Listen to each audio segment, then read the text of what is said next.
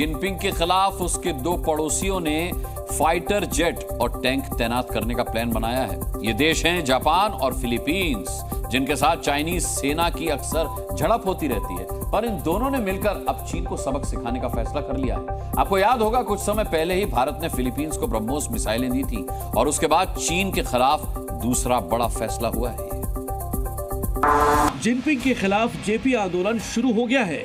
यहाँ जे का मतलब है जापान और पी यानी फिलीपींस। जापान और फिलीपींस ने मिलकर ऐतिहासिक डिफेंस डील की है। ये खबर सुनते ही सबसे बड़ा झटका चीन को लगा है।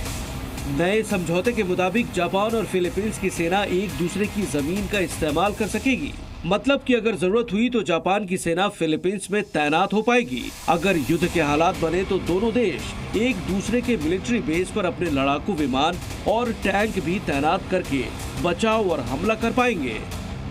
इसका सीधा मतलब है कि अब फिलीपींस के करीब चीन की दादागिरी का गेम ओवर हो गया है। पिछले महीने की तस्वीरें देखिए, जब चीन की बोट्स ने दक्षिण चीन सागर के विवादित इलाके में मारामारी की थी। यहाँ चीन के सैनिकों ने फिलीपींस की नौसेना पर कुल्हाड़ी और चाकू से अटैक किया था। अब अगर ऐसा हुआ तो संभव है कि जापान की सेना भी फिलीपींस को बचाने के लिए उतर आए। इससे पहले अमेरिका के साथ भी फिलीपींस का ऐसा ही एक समझौता है।